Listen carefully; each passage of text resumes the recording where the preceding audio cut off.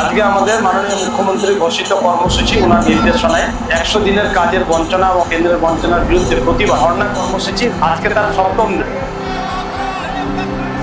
तू शेरनी बंगाल की, तेरा हौसला तूफान भी, तुझे रोकने को सब चले और जो चले सारे गिरे।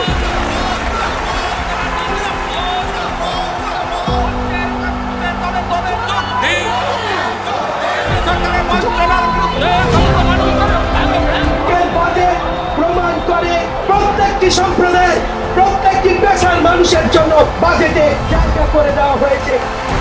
আজকে নিশ্চিতভাবে সংগ্রাম মমতা বন্দ্যোপাধ্যায় করছেন, কিন্তু এই সংগ্রাম সারা ভারতবর্ষে আমরা এগিয়ে নিয়ে যাব।